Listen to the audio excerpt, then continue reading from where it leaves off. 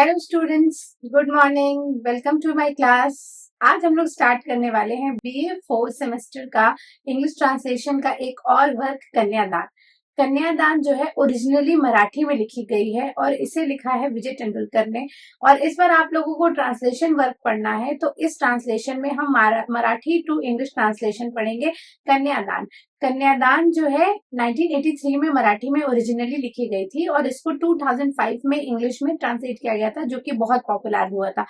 और कन्यादान जो है मराठी वर्क है और विजय तेंदुलकर एक बहुत ही बड़े फेमस मराठी राइटर हैं और उन्होंने बहुत सारे बोल्ड वर्क्स लिखे। उन्होंने कभी भी किसी चीज को छुपा के नहीं लिखा और बोल्डली काम किया है। और उनका एक बहुत ही इंपॉर्टेंट वर्क है silence the court is in the session. ये भी मराठी वर्क था, इसको भी इंग्लिश में ट्रांसलेट किया गया है। तो कन्यादान शुरू करते हैं। कन्यादान एक ड्रामा है। कन्यादान को 2 एक्ट में लिखा गया है और इसमें 2 सीन्स है। ड्रामाज में डायलॉग्स भी होते हैं, तो अभी तो मैं सिर्फ आपको इसकी समरी बताऊंगी और इसके पहले कैरेक्टर्स आपको बता देती हूँ। कन्यादान ड्रामा में 5 कैरेक्टर्स है। एक फादर, एक मदर, उनके 2 बच्चे और एक दामाद। फादर का नाम है नाथ देवलालीकर, ठीक है, मराठी कैरेक्टर है नाथ देवलालीकर। एक एमएलए है, मतलब बहुत ही बड़े आदमी है। और दूसरी उनकी वाइफ है जिनका नाम है सेवा। सेवा नाम जो है एक सिंबल है कि वो सोशल वर्क करती हैं, सोशल वर्क करती हैं और दूसरों की सेवा करती हैं, तो उनका नाम भी सेवा है। तीसरा है उनका बेटा जयप्रकाश, चौथा है उनकी बेटी ज्योति और 5वां कैरेक्टर है अरुण अथावले, जो कि आगे इंट्रोड्यूस होगा। अभी मैं शुरू करती हूँ। कन्यादान जो है, कन्यादान का आप मतलब समझते हो कि जब हिंदुओं की शादी होती है तो उसमें लड़की को पिता उनका दान करता है, लड़के को कन्या का दान करता है, तो ये बहुत ही बड़ा रिचुअल माना जाता है।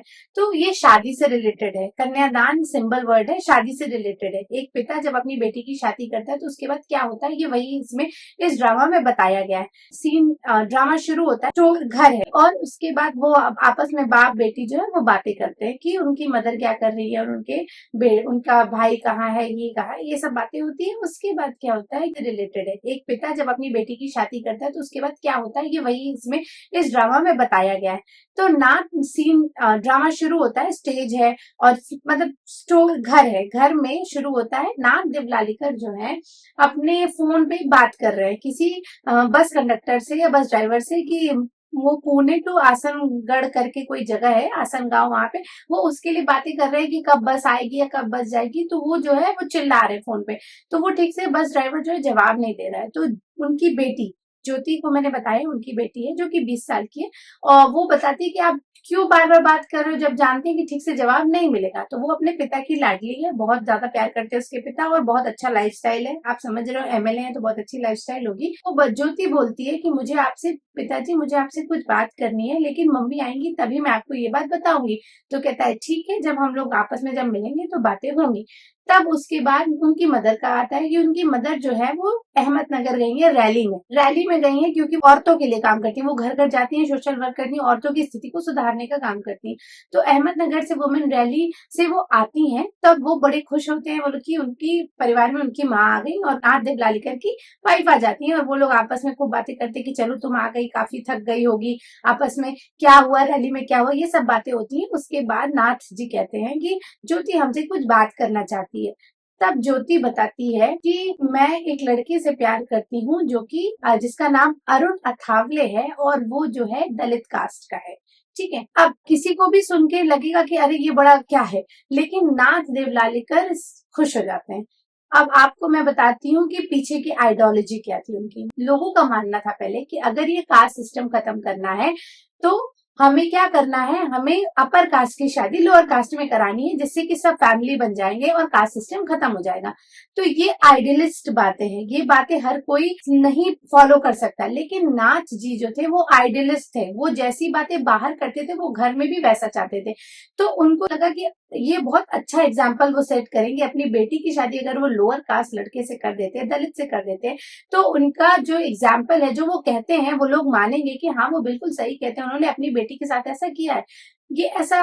वो बड़े खुश हो जाते हैं। लेकिन जो उनकी वाइफ रहती है सेवा, वो थोड़ी सी घबरा जाती है। लेकिन वो लड़के के दलित होने से नहीं घबराती, क्योंकि ये फैमिली जो है बहुत ही ज्यादा आइडियलिस्ट फैमिली थी, बहुत ही ज्यादा सोशल वर्क करने वाली फैमिली थी। मैंने बताया कि सेवा खुद सोशल वर्क करती थी, औरतों की स्थिति सुधारती थी, तो वो बहुत आइडियलिस्ट थी। लेकिन नाथ जितनी आइडियलिस्ट नहीं थी, वो थोड़ी रियलिस्ट भी थी। वो जानती थी कि वो कहती है कि मुझे दलित होने से कोई फर्क नहीं है, लेकिन तुम उस लड़के को सिर्फ 2 महीने से जानती हो, और 2 महीने जानना किसी भी लड़के के लिए बहुत कम समय है। शादी करने के लिए इतना कम समय अच्छी बात नहीं है। लेकिन अरुण अथावले जो था वो पोइट्री लिखता था और वो अपनी ऑटोबायोग्राफी लिख रहा था। तो ज्योति जो है वो उनसे उससे बहुत ज्यादा इंस्पायर हो जाती है, उसकी पोइट्री और उसकी ऑटोबायोग्राफी लिखने से। तो वो कहती है कि ठीक है, चलो ठीक है, हम मिलना चाहते हैं। और सेवा का बेटा जयप्रकाश और सेवा, वो दोनों इस शादी के खिलाफ रहते हैं। वो लोग इस रिश्ते के खिलाफ रहते हैं। वो नहीं चाहते कि ऐसा कुछ हो कि उनकी बेटी जो है वो दलित लड़के से, क्योंकि वो लाइफस्टाइल का बहुत ज्यादा डिफरेंस आ जाता है, तो वो लोग नहीं चाहते। लेकिन नाथ कंप्लीटली एग्री रहते कि नहीं नहीं, शादी होगी, शादी बिल्कुल होगी। और उन्होंने अरुण को मिलने के लिए बुलाया अपने घर में। अरुण कभी भी इतने बड़े घर में नहीं गया था, उसके लिए बहुत, वो स्ट्रीट पे उसके लिए ज्यादा कंफर्टेबल था, बल्कि उस घर से। वो जब घर में घुसता है तो उसको बहुत ही अजीब लगता है, और वो चारों तरफ देखता है, क्योंकि उसने इतना बड़ा घर कभी देखा ही नहीं था। और वो ज्योति को बार बार टॉन्ट कसता था उसकी अपर क्लास ब्रिंगिंग के लिए, लेकिन ज्योति की तो इसमें कोई गलती नहीं थी। तब तक फिर वो घर में आता है और उसको बार बार टॉन्ट कस, तब तक उसका भाई आता है जयप्रकाश, और वो बहुत ऑकवर्डली अरुण से मिलता है, और अरुण से ऐसे मिलके वो चला जाता है। और ये देखकर अरुण जो है ज्योति का हाथ मोड़ देता है। ये पहला एविडेंस रहता है अरुण के फिजिकल अब्यूज का ज्योति को। और उसके बाद जब नाथ आते हैं, नाथ के आने से पहले उसकी मदर सेवा बात जब करती है और जयप्रकाश फिर से आ जाता है, जयप्रकाश और सेवा बात करते हैं, तो वो पूछते हैं कि ठीक है, आपकी ऑटोबायोग्राफी चल रही है, आपकी पोइट्री चल रही है, अगर आपका ये जो है सक्सेस नहीं होता है तो आप आगे क्या इसका बैकअप प्लान रखें। तो वो बड़ा चिढ़ जाता है, उसको लगता है कि ऐसे कैसे ये लोग बात कर रहे हैं। वो कहता है कि ठीक है, अगर मेरे पास तो हमेशा बैकअप प्लान रहता है। मेरी फैमिली में हमेशा शराब बेचा जाता था। अगर मेरा ये काम नहीं चलता है तो मैं शराब बेचकर पैसे कमा लूंगा, और मेरी वाइफ भी शराब बेच लेगी, हम दोनों मिलकर बेचेंगे तो बहुत ही अच्छा होगा। अब ये बहुत ही ज्यादा खराब भाषा थी, और ये बहुत ही ज्यादा रूडली बात करता है। नाथ जब सुनते हैं ये बात तो वो कहते हैं कि नहीं नहीं, तुमने उसके एम्बिशन को ज्यादा पुश कर दिया ना, इसलिए उसने ऐसे बोला। वो बहुत एम्बिशियस लड़का है, वो बहुत अच्छा। नाथ उसकी बिल्कुल भी कोई बुराई सुनना ही नहीं चाहते थे। वो इतने ज्यादा इस चीज के लेकर एक्साइटेड थे कि उनकी बेटी वही काम करनी है जो जिंदगी भर उन्होंने इस चीज को चारों तरफ फैलाया है।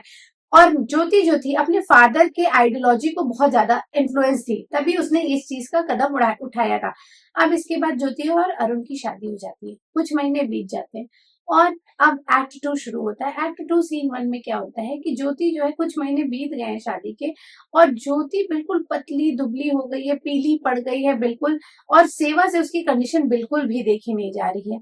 और ये भी पता चला है अरुण जो है ज्योति के ऊपर बहुत ज्यादा हाथ उठाता है, बहुत ज्यादा उसको टॉर्चर करता है, उसको परेशान करता है। तो नाथ भी इस चीज से बहुत ही ज्यादा डिस्टर्ब है, और सेवा इस चीज के लिए बिल्कुल अपने पति को पूरा पूरा ब्लेम करती है कि तुम्हारी वजह से ऐसा हुआ है। और नाथ पूछते हैं कि ज्योति कहाँ है, तो उनको पता चलता है कि ज्योति अपने फ्रेंड के घर है और सेफ है, तो उनको थोड़ी सी तसल्ली मिलती है। और नाथ और उनकी वाइफ में थोड़ा सा झगड़ा हो जाता है, तो जयप्रकाश आके उनको कंसोल करता है कि अच्छा मत झगड़ा कीजिए, आप लोग ज्यादा ज्यादा चिंता मत कीजिए। उसके कुछ दिन बाद ज्योति जो है घर आती है, और नाथ जो है उससे बात करने के लिए चाय बनाते हैं कि साथ में चाय पियेंगे और बातें करेंगे।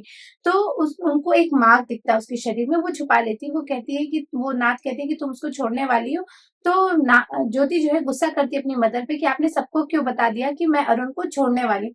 लेकिन नाथ जो है वो अभी भी, उनको लगता है कि ये एक्सपेरिमेंट जो है फेल नहीं होना चाहिए। मतलब एक्सपेरिमेंट किया था ना उन्होंने, अपर क्लास और लोअर कास्ट की शादी करा के, तो उनको लगता है अंदर से कि एक्सपेरिमेंट फेल नहीं होना चाहिए। और उसके बाद वो लोग आपस में बात ही कर रहे थे, तब तक अरुण जो है वो आता है घर में। वो उसने शराब पी हुई रहती है, और एकदम साफ साफ समझ में आता है कि उसने काफी शराब पी हुई रहती है, और वो ये एक्सेप्ट भी करता है कि हाँ मैंने उसे मारा था, हाँ मैंने उसे बहुत पीटा था। और उसके बाद वो उससे इतना ज्यादा परेशान, ज्योति तुम मेरे साथ मेरे घर चलो, ज्योति तुम, वो कहता है कि तुम मेरे साथ मेरे घर चलो, अब मैं सुधर जाऊंगा, ऐसा नहीं करूंगा। ज्योति को अब उससे कोई प्यार नहीं रह गया, लेकिन वो इसलिए भी चली जाती है उसके साथ। वो डिसाइड करती है कि हाँ वो उसके साथ चली जाएगी, इसलिए क्योंकि अब वो जितनी देर उस घर में रहेगा उतनी देर वो उस घर में तीनों उसके माँ बाप और भाई को परेशान करेगा। वो इसलिए ये डिसीजन लेती है कि हाँ मैं तुम्हारे साथ चलूंगी। लेकिन कोई सुधरता नहीं है, वो फिर उसके बाद वही उसकी हरकतें जो है शराब पीकर ज्योति को मारना वो शुरू हो जाता है। उसकी कंडीशन जो है वो दिन पर दिन खराब होती जाती है। ज्योति प्रेग्नेंट रहती है, ज्योति प्रेग्नेंट होती है, ज्योति उसको ये पता चलता है, और ये कुछ दिन की आगे की बात है। कोई जब वो ज्योति अरुण के साथ चली जाती है, फिर कुछ महीने बाद ज्योति के ये सीन आता है कि ज्योति प्रेग्नेंट रहती है और सेवा जो है हॉस्पिटल से आई हुई रहती है, और वो अपने कमरे में बैठी हुई रहती है और नाथ जो है बुक पढ़ रहे थे। नाथ कहते हैं कि कैसी हाल है जो ज्योति की, तो वो बहुत ज्यादा गुस्सा आ जाती है। ये जो सेवा को बिल्कुल ट्रिगर कर देता है, वो काफी लड़ाई करती है कि तुम्हारी वजह से बिल्कुल मेरी बेटी की हालत खराब हो गई है। उसको वो उसके ऐसे इंसान से तुमने उसकी शादी कर दी, मैं मना करती रह गई, और तुमने उसे वो उसके पेट पर मारता है। मीन्स कोई अगर प्रेग्नेंट है तो उसके पेट पर मारना पैर से, मतलब ये कितना इनह्यूमन और वाइल्ड बीस्टली बिहेवियर है। और वो उस वजह से वो हॉस्पिटल में एडमिट हो जाती है, और इतना ज्यादा वो शराब पीकर उसको मारता है और गलत काम करता है। उसके बाद इवन अपर कास्ट होने के लिए भी उसको दिन भर टॉन्ट करता है। उसके नेबर ने उसको बताया कि वो अपर कास्ट ब्रिंगिंग की वजह से उसको उस वजह से भी टॉर्चर करता है। वो अपने सारे पूर्वजों के इंसल्ट का बदला जो है ना, वो हमारी ज्योति से ले रहा है। और ये सारी बात मुझे नेबर्स ने कंफर्म की है। अब जो है ज्योति उसके साथ उसके घर नहीं जाएगी, अब ज्योति यहीं रहेगी हमारे साथ प्रेगनेंसी तक, और उसके बाद मैं देखूंगी कि आगे क्या करना है। इतनी बातें होती है, और नाथ भी अब बहुत ज्यादा डिस्टर्ब हो चुके रहते हैं। अब क्या होता है कि जो अरुण की बायोग्राफी है, ऑटोबायोग्राफी, वो छपकर इनॉग्रेट होने के लिए तैयार है। क्या किया उसने, एक प्रेस कॉन्फ्रेंस रखी है, और फ्लायर्स में नाम लिखा है कि मंत्री जी आएंगे, एमएलए साहब आएंगे और हमारी बुक को इनॉग्रेट करेंगे।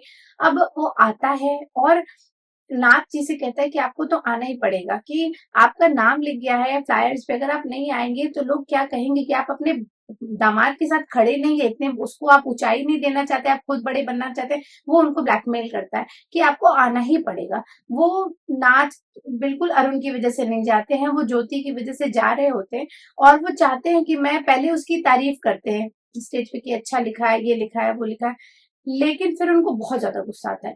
वो बोलने लगते हैं कि ये लड़का अच्छा नहीं है, इसने लिखा है दलित, वो जो बुक थी उसमें लिखा था उसने कि दलितों को कैसे दबाया जाता है, कैसे कुचला जाता है। लेकिन ये आदमी तो खुद अपने घर में अपनी औरत को इतना मार पीट रहा है, ये कितना गलत कर रहा है, अगर इसके साथ गलत हुआ तो ये भी तो गलत कर रहा है। तो ये सारी बातें वो बोल देते हैं, और इससे क्या होता है कि बवाल मच जाता है। और ज्योति फिर उनसे बोलती है कि आप ही की वजह से मैंने ये कदम उठाया, आपकी आइडियल को मैंने अपना माना, और इस चीज को मुझे समझने में मेरी लाइफ बिल्कुल वेस्ट हो गई। 20 साल आपने कहा था कि कोई भी बहुत बुरा नहीं होता, अगर उसको समझाया जाए तो वो उसकी बुराई को सुलाकर उसकी अच्छाई को जगाया जा सकता है, लेकिन ऐसा कुछ नहीं होता। तो जब जो गलत है, जो इविल है, वो इविल ही रहेगा। और ये बात मैंने फर्स्ट हैंड एक्सपीरियंस की, मैंने ऑब्जेक्टिव तौर पे ये एक्सपीरियंस नहीं किया, मुझे ये एक्सपीरियंस हुआ फर्स्ट हैंड। मैंने ये खुद पर ये एक्सपेरिमेंट किया, और खुद से मैंने ये जाना कि कोई भी बुरा व्यक्ति बुरा ही रहता है, कभी भी अच्छा नहीं होता है। नाथ कहते हैं कि ठीक है तुम उसको छोड़ रही हो, लेकिन तुम्हारे बच्चे का ख्याल कौन रखेगा। तो वो बोलती है कि ठीक है, मैं अब ज्योति नाथ देवलालीकर नहीं हूँ, मैं ज्योति अरुण अथावले हूँ, लेकिन मैं कसम खाती हूँ। वो इतना ज्यादा अपने पिता से चिढ़ जाती है कि वो अपने पिता की तरफ देखती भी नहीं है, और वो वहां से कसम खाती है कि मैं अब इनके घर कभी नहीं आऊंगी। और वो ये भी कसम खा लेती है कि मैं अब अरुण के साथ भी नहीं जाऊंगी। अब राइटर आप पर छोड़ते हैं कि वो आप उसकी आगे की कहानी सोचिए, और सोचिए कि वो कहाँ गई होगी, कैसे उसने क्या क्या किया होगा। तो ये राइटर जो है सीख देना चाहते हैं कि apples are apples and oranges are oranges. तो ये थी विजय तेंदुलकर की कन्यादान। और आप लोग मुझे मैसेज में बताइएगा कि आपको मेरा समझाना कैसा लगा। अगर कुछ कमी हो तो जरूर बताइएगा इसमें, और आप क्या जानना चाहते हैं आप मुझे बताइएगा। और अगर मेरा वीडियो अच्छा लगा तो प्लीज लाइक, शेयर और सब्सक्राइब कीजिएगा। Thank you students.